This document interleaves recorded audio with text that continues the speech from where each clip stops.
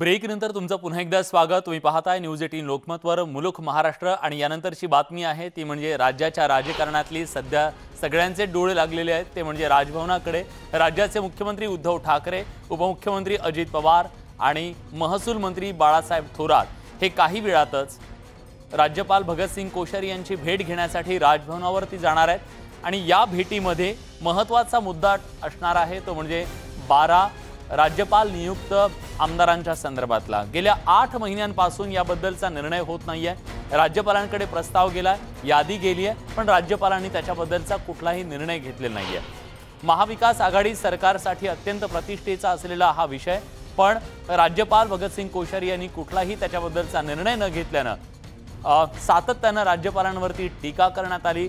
राज्यपाल विरुद्ध राज्य सरकार असा संघर्ष सुद्धा आपल्याला पाहायला मिळाला आणि याच भेटीच्या संदर्भातले ताजे अपडेट जाणून घेण्यासाठी आपण थेट जातोय। उदय जाधव आपले प्रतिनिधी आता आपल्या सोबत आहेत। उदय, कधीपर्यंत मुख्यमंत्री, उपमुख्यमंत्री आणि महसूल मंत्री राजभवनावरती पोहोचतील? काय अधिक माहिती आहे? काय हालचाली सुरू आहे तिकडे?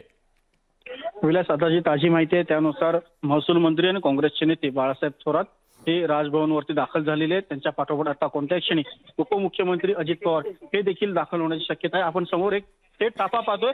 उपमुख्यमंत्री अजित पवार यांच्या गाड्यांचा ताफा देखील पोहोचलेला आहे आणि त्यांच्या पाठोपाठ मुख्यमंत्री उद्धव ठाकरे यांचा गाड्यांचा ताफा देखील इथे पोहोचणार आहे। खूप महत्त्वाची बैठक राजभवनवरती होत आहे आणि या बैठकीमध्ये राज्यपाल नियुक्त विधान परिषदेच्या 12 आमदारांचा प्रश्न निकाली निघतोय का हे आपल्याला पाहावं लागणार आहे। आपण एक थेट आपण दृश्य पाहतोय। मुख्यमंत्री उद्धव ठाकरे यांच्या सोबतच काँग्रेसचे नेते बाळासाहेब थोरात, त्याचबरोबर उपमुख्यमंत्री अजित पवार हे देखील या बैठकीला असणार आहे। आपण हा थेट ताफा पाहतोय। यामध्ये राज्याचे मुख्य सचिव सीताराम कुंटे, अजितदादा, उपमुख्यमंत्री अजित पवार हे बैठकीसाठी दाखल झालेले आहेत राजभवनवरती। आपण ही थेट दृश्य पाहतो। राजभवनवरती उपमुख्यमंत्री अजित पवार हे दाखल झालेले आहेत। त्यांच्यानंतर महाराष्ट्राचे मुख्यमंत्री उद्धव ठाकरे हे राजभवनवरती दाखल होतील। 3 पक्षांचं सरकार आहे। महाविकास आघाडी सरकारचे जे राज्यपाल नियुक्त आमदार आहेत त्यांच्या नियुक्तीचा प्रश्न आज सुटतोय का, त्यासाठी तिन्ही पक्षांचे प्रमुख नेते जे आहेत ते राजभवनवरती दाखल होत आहेत। त्या भेटीमध्ये काय नेमकं घडतं याकडे संपूर्ण महाराष्ट्राचं लक्ष लागलेलं आहे। राज्यपाल नियुक्त 12 आमदारांचा प्रश्न तडीच निघतोय का हे आपल्याला पाहावं लागणार आहे। प्रलंबित आहे प्रश्न, जवळपास 8 महिने झालेले त्या संपूर्ण प्रश्नाला, मात्र अजूनही तो सुटलेला नाहीये। जर का राज्यपालांनी या 12 आमदारांच्या प्रलंबित प्रश्नावरती तोडगा काढला, एक त्यांच्या प्रस्तावाच्या फाईलवरती जर सही केली तर निश्चितच राज्यपाल विरुद्ध महाविकास आघाडी जो गेली 1.5 वर्ष आपण संघर्ष पाहतोय तो संघर्षाला कुठेतरी पूर्ण विराम मिळेल असं आपण म्हणू शकतो। भाजप विरुद्ध सत्ताधारी असा जो संघर्ष आपल्याला एकीकडे पाहायला मिळतोय तर दुसरीकडे महाविकास आघाडी विरुद्ध राज्यपाल असा देखील आपल्याला संघर्ष पाहायला मिळतोय आणि हा सगळ्या संघर्षाचा परिणाम जो आहे महाराष्ट्राच्या राजकारणावरती आणि समाजकारणावरती देखील होताना आपल्याला पाहायला मिळत आहे। खूप मोठा वाद आणि राजकारण जे आहे ते या राज्यपाल नियुक्त 12 आमदारांच्या प्रश्नांवरती आपल्याला गेले 8 महिने महाराष्ट्रामध्ये पाहायला मिळत आहे। उपमुख्यमंत्री अजित पवार आणि काँग्रेसचे नेते आणि महसूल मंत्री बाळासाहेब थोरात हे राजभवनवरती दाखल झालेले आहेत। राज्यपाल भगतसिंग कोश्यारी यांच्यासोबत अतिशय महत्त्वाची बैठक होणार आहे। एक चहा पाण्याचं अधिकृत निमंत्रण असलं तरी देखील हे चहा पाण्याचं निमंत्रण नाहीये, तर त्यामागे खूप मोठं राजकारण आणि खूप मोठं एक चर्चा जी आहे निर्णयात्मक ती देखील या बैठकीमध्ये अपेक्षित आहे। उदय, पडद्यामागे नेमकं काय घडलं ते सांगा। ही भेट कशी होतीये? त्याचं कारण असं आहे की गेल्या काही दिवसांमध्ये सातत्यानं एकमेकांच्या विरोधात आरोप प्रत्यारोप केले जात होते। राज्यपालांकडून सुद्धा त्याच्याबद्दलचं स्पष्टीकरण असेल किंवा आरोप असेल हे सगळं होत होतं। राज्यपालांच्या दौऱ्यांना विरोध पासून ते सगळ्या गोष्टी सरकारकडून सुद्धा होत होत्या। ही दरी वाढलेली होती। ही दरी आज चहाला एकमेकांसोबत बसण्यापर्यंतची सांधली कशी गेली? काय घडलं पडद्यामागे? विलास, जर पडद्यामागचं राजकारण जर बोललं गेलं तर सूत्रांकडून जी माहिती मिळते त्यानुसार शिवसेना सचिव मिलिंद नार्वेकर यांची यामध्ये खूप मोठी महत्त्वाची भूमिका असल्याचं समोर येत आहे। गेले काही दिवस सातत्यानं शिवसेना सचिव मिलिंद नार्वेकर हे राज्यपाल भगतसिंग कोश्यारी यांच्या संपर्कात होते। ते राजभवनवरती देखील स्वतः आले होते। त्यांची राज्यपाल भगतसिंग कोश्यारी यांच्यासोबत चर्चा झालेली आहे। या चर्चेतूनच हा तोडगा निघाला असल्याचं सांगण्यात येत आहे। गेले 8 महिने सातत्यानं महाविकास आघाडीचे महत्त्वाचे नेते राज्यपाल भगतसिंग कोश्यारी यांच्याशी संपर्क साधत होते। त्यांच्याकडून चर्चा नुसता तोडगा निघतो का हे पाहावं लागत होतं. मात्र कुठेतरी महत्वाची शिष्टाई जी म्हणतो या दोन्ही नेत्यांमध्ये, राज्यपालांमध्ये देखील आणि महाविकास आघाडीच्या नेत्यांमध्ये देखील यामध्ये शिष्टाई करण्यामध्ये शिवसेना नेते सचिन मिलिंद नार्वेकर हे आता यशस्वी होताना दिसतात. गेले 2 आठवडे राज्यपालांची मुख्यमंत्र्यांसोबत त्यांच्या सहकारी मंत्र्यांसोबत महत्वाची बैठक होणार होती. मात्र ही बैठक काही कारणानिमित्त मागे पुढे होत होती, रद्द होत होती. अखेर तिला मुहूर्त मिळालेला आहे. राजभवनवरती थोड्याच वेळात मुख्यमंत्री उद्धव ठाकरे, उपमुख्यमंत्री अजित पवार, महसूल मंत्री बाळासाहेब थोरात यांच्या उपस्थितीमध्ये ही बैठक होते. ही बैठक घडवून आणण्यामध्ये शिवसेना सचिव मिलिंद नार्वेकर यांची मोठी भूमिका आहे. ही बैठक तर होत आहे, मात्र या बैठकीतून काय निर्णय होतोय हे देखील तितकंच महत्वाचं असणार आहे. ठीक आहे उदय, मी येतो तुमच्याकडे, तुम्ही नजर ठेवून राहा. मुख्यमंत्री तिथं पोहोचले की आम्हाला कळवा इकडे. संजना घाडी आता आपल्या सोबत आहे, शिवसेनेच्या प्रवक्त्या. आपण थेट त्यांच्याकडे जाऊया कारण काही महत्वाचे प्रश्न आपण त्यांना विचारूया. संजनाजी, स्वागत आहे तुमचं न्यूज 18 लोकमतमध्ये. बघा, आज चाय पे चर्चा तर सुरू झालेली आहे, सुरू होईल थोड्या वेळामध्ये. पण गेल्या काही दिवसांमधली जर सगळी पार्श्वभूमी बघितली तर मन खूप दुभंगलेली होती, दरी खूप मोठी निर्माण झालेली होती. अगदी न्यायालयीन लढाई सुद्धा एकमेकांच्या विरोधातली लढली गेली. पण न्यायालयाच्या तिथं काही आपल्या हाती लागलं नाही. आता शिष्टाई करण्याशिवाय पर्याय नाही, म्हणून ही बैठक होतीये का, चाय पे चर्चा होतीये का?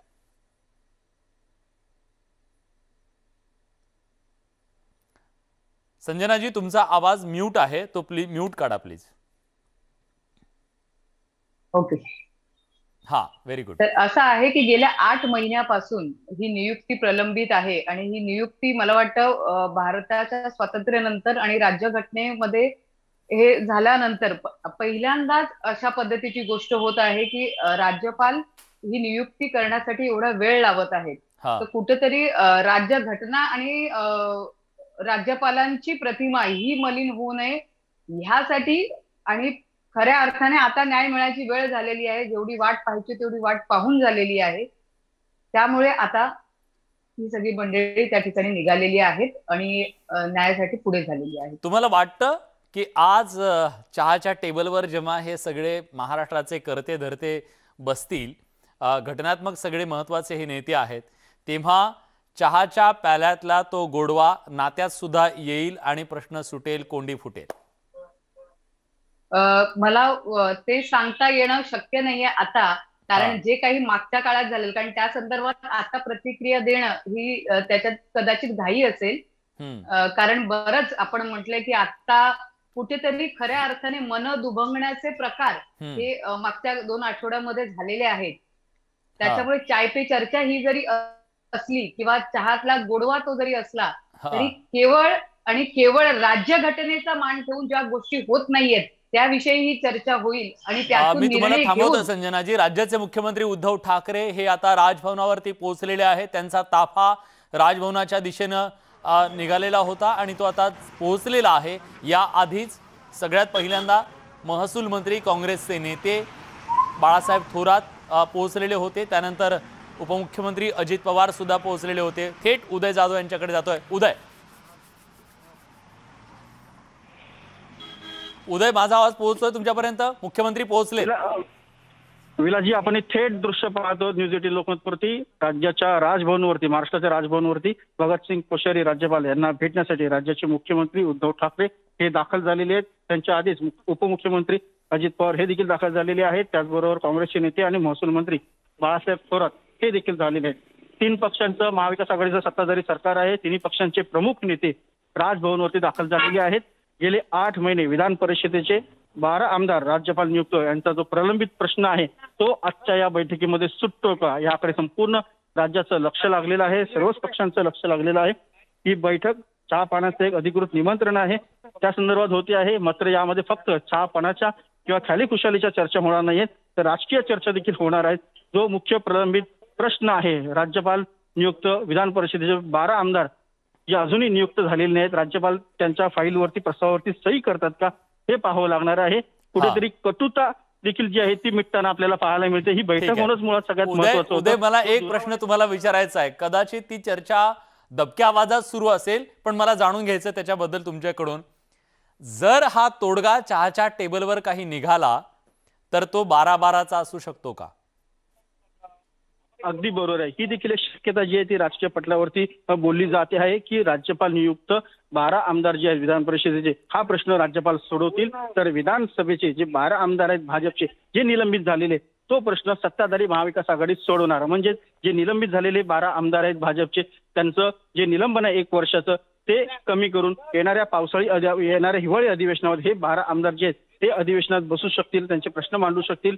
त्याऐवजी 12 जे राज्यपाल नियुक्त आमदार आहेत विधान परिषदेचे, त्यांचा प्रश्न जो राज्यपाल आहेत ते सोडवतील. एकूण 12ला 12चं उत्तर जे आहे ते मिळताना राज्याच्या राजकारणामध्ये आपल्याला पाहायला मिळते. एक वेगळा योगायोग जे तो देखील ह्या ठिकाणी होऊ शकतो. मात्र ती राजकारणात असे अनेक योगायोग घडवून आणलेले जात असतात.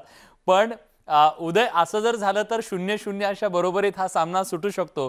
पण प्रश्न हा आहे की आता जे 12 जण आहेत, या 12 मध्ये कोण कोण आहेत? एकदा महाराष्ट्र आपल्या प्रेक्षकांसाठी सांगा. या राज्यपाल नियुक्त 12 आमदारांमध्ये कोण नेते आहेत? यामध्ये अनेक कलाकार देखील आहेत, अनेक राजकीय नेते मंडळी देखील आहेत.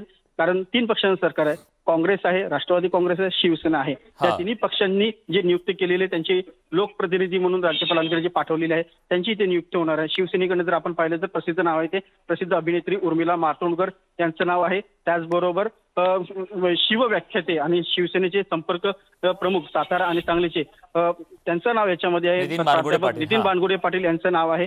त्याचबरोबर शिवसेनेचे आणखीन 2 जे पदाधिकारी आहेत त्यांचं नाव याच्यामध्ये आहे. त्याचबरोबर राष्ट्रवादी काँग्रेसकडनं नाव आहेत, काँग्रेसकडनं नाव आहेत. परंतु सगळ्यात मोठा कळीचा मुद्दा जर कोणता होता हे म्हणायचं झालं तर राष्ट्रवादी काँग्रेसकडनं भाजपकडनंच राष्ट्रवादी काँग्रेसमध्ये आलेले एकनाथराव खडसे यांचं नाव होतं. एकनाथराव खडसे यांना पुन्हा विधान परिषदेचे दार या राज्यपाल नियुक्त आमदारांच्या यादीतून होणार होतं. मात्र ते कुठेतरी थांबण्यामध्ये भाजप 8 महिने यशस्वी झालेलं आहे. अखेर या यादीवरती राज्यपाल स्वाक्षरी करतायत का? आणि एकनाथ खडसे जे भाजपमधून राष्ट्रवादी काँग्रेसमध्ये पक्षामध्ये सहभागी झालेली आहेत, सामील झाले, ते आता राष्ट्रवादी काँग्रेसकडनं अधिकृत या विधान परिषदेमध्ये दाखल होत आहेत का हे पाहावं लागणार आहे. राष्ट्रवादीकडनं आणखी 2 कलाकारांची नावं आहेत, त्याचबरोबर काँग्रेसकडनं देखील नावं आहेत. मात्र काँग्रेस किंवा शिवसेनेच्या अन्य दोघांबद्दल एक आक्षेप जो आहे तो उठवला जात होता. मात्र सगळ्यात मोठा जो आक्षेप जो पुढे उपस्थित केला जात होता तो राष्ट्रवादी काँग्रेसकडनं जे नाव देण्यात आलं ते म्हणजे एकनाथ खडसे यांचं नाव. त्या एकनाथ खडसे यांच्या नावाबद्दलच भाजपकडनं खूप आक्षेप जो आहे तो वर्तवला जात होता. त्यावरनं एक भाजपची कुठेतरी एक राजकारण जे आहे ते दिसून येत होतं. मात्र अखेर हा प्रश्न सुटलाय असं एकंदरीत आपल्याला वाटतंय. मात्र प्रत्यक्षात काय घडतंय हे अजूनही स्पष्ट झाले नाही. उदय, येतो तुमच्याकडे, अपडेट्स तुम्ही घ्या, कारण काय बैठकीत घडतंय हे तुम्हाला जाणून घ्यायचंय. तुमचा कान तिकडे नक्की असू द्या त्यांच्या चर्चेकडे. मी येतो तुमच्याकडे. पण आता आपल्यासोबत संजना गाडी आहेत. संजनाजी, 12 आमदारांची नियुक्ती आहे, तुमच्यासाठी प्रतिष्ठेचा विषय आहे. तुम्हाला 12 जणांची वर्णी लावायची आहे. पण उद्या जर राज्यपालांनी कायद्यावर बोट ठेवायचं ठरवलं, नियमांवर बोट ठेवायचं ठरवलं, तर हे 12 जे आमदार असतात ते विविध क्षेत्रात उभी हयात घातलेले, महाराष्ट्रासाठी आपलं योगदान दिलेले अशा लोकांची ही नियुक्ती केली जाते. पण जो पायंडा आतापर्यंत पडलेला आहे तोच तुम्ही सुद्धा कायम ठेवलेला दिसतोय. काही नावं वगळली तर पुन्हा राजकीय नावच घुसडण्याचा प्रयत्न आणि त्यांची वर्णी लावून त्यांची सोय करण्याचा प्रयत्न झालेला दिसतोय. राज्यपालांनी जर त्याच्यावर बोट ठेवलं तर भूमिका काय? मला वाटतं की अजूनपर्यंतच्या याच्यामध्ये, कारण ही जी मंडळी नावं आता आलेली आहेत, मग उर्मिला मातोंडकर असोत, आमचे नितीन बानगुडे पाटील असोत किंवा इतर काही नावं आहेत, यांच्याबरोबर आपण म्हणताय तसं काही नावं आहेत जी राजकीय क्षेत्राशी संबंधित आहेत. परंतु हॅलो, हा बोला बोला, येतोय आवाज, बोला. त्याचबरोबर हे राजकीय क्षेत्रामध्ये त्याचं योगदान असलेली अशी लोक आहेत, तर यांना त्या ठिकाणी घेण्याकरता मला नाही वाटत ते काही त्या ठिकाणी हरकत व्यक्त करतील. पण तुम्ही जो मुद्दा इथे म्हटलेला आहे की 12च्या अगेन्स्ट 12 निलंबित आमदारांना घ्या, ही गोष्ट या चर्चेत होऊ शकते असं आमच्यासारख्या काही लोकांना वाटते. तुम्हाला ते वाटतं, पण आम्हाला असं वाटतं की मग 12 जणांचं जे निलंबन झालं होतं ते याच्यासाठीच झालं होतं का, असा सुद्धा अनेकांना प्रश्न पडतोय. नक्कीच नाही, कारण त्या दिवशी जे झालेलं आहे ते काय समोरच्यानी घडून केलं होतं का हा त्यांचा प्रश्न आहे. पण जे झालं होतं ते अत्यंत विदारक किंवा राज्यघटनेला अशोभनीय असं होतं. पण 12चा आकडा गाठताना बरीच कसरत करावी लागलेली होती, बैठकांचं सत्र झालं होतं असंही आम्हाला कळलं होतं. नाही, त्याच्यासाठी असणारे व्हिडिओ, त्या ठिकाणी जे काही शिवीगाळ झाली त्या सगळ्याचे व्हिडिओज आपण सगळ्यांनी पाहिलेले आहेत माध्यमांनी देखील. त्याच्यामुळे मला नाही वाटत की 12च्या विरुद्ध 12 असा काही आकडा गाठण्याचा प्रयत्न कुणी केलेला नव्हता, पण तो योगायोग असावा आणि ते झालेला आहे. कदाचित त्याचा विचार विमर्श आजच्या बैठकीत होऊ शकतो राज्यपालांकडून, असं शक्यता वाटते आहे. ठीक आहे, येतो मी तुमच्याकडे. आता आपल्यासोबत विधान परिषदेचे विरोधी पक्षनेते प्रवीण दरेकर जोडले गेलेले आहेत. प्रवीणजी, स्वागत आहे तुमचं न्यूज 18 लोकमत मध्ये. आपण जेव्हा बोलतोय, चर्चा करतोय, त्या क्षणाला राजभवनावरती चहाच्या पेला हातात घेऊन एका महत्त्वाच्या विषयावर बैठक सुरू आहे, चर्चा सुरू आहे. गेल्या काही दिवसांपासून महाराष्ट्राच्या राजकारणातला अत्यंत कळीचा मुद्दा ठरलेला 12 आमदारांच्या, राज्यपाल नियुक्त आमदारांचा प्रश्न आज त्या चहाच्या टेबलवर सुटेल का? तुमचं काय प्रेडिक्शन आहे? तुम्ही अनेक वर्ष राजकारणात आहात.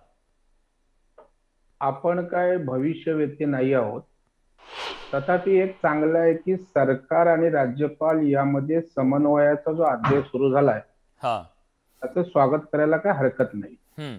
आतापर्यंत या ठिकाणी महाराष्ट्रानं राज्यपाल आणि सरकारमधला वाद या ठिकाणी टोकाचा पाहिलेला आहे, जो अनावश्यक होता.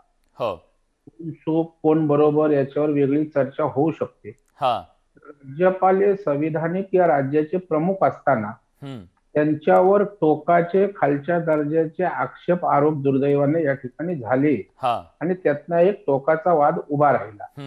त्यानंतर कोर्टामध्ये गेल्यानंतर कोर्टानं राज्यपालांना अशा प्रकारचा अधिकार असून आम्ही त्या अधिकारांवर निर्देश देऊ शकत नाही अशा प्रकारची स्पष्ट भूमिका घेतली. आणि मग त्या भूमिकेनंतर राज्य सरकारच्या लक्षात आलं की राज्यपालांशी समन्वयातनच या गोष्टींवर मार्ग निघू शकतो. आणि मला वाटतंय त्यानुसार राज्यपालांच्या भेटीला त्या ठिकाणी चर्चा करण्यासाठी सरकारी पक्ष त्या ठिकाणी जात असावा असं मला या ठिकाणी वाटतंय. एक छोटासा ब्रेक घेऊया. आपल्यासोबत मान्यवर असणार आहेत. आपण तिकडे सुद्धा राजभवनावरच्या त्या बैठकीवर सुद्धा नजर ठेवून आहोत. काय घडतंय तिकडे त्याची बित्तम बातमी सगळ्यात पहिल्यांदा तुमच्यापर्यंत पोहोचवणार आहोत. पण एका छोट्याशा ब्रेक नंतर कुठे जाऊ नका, पहा फक्त न्यूज 18 लोकमत.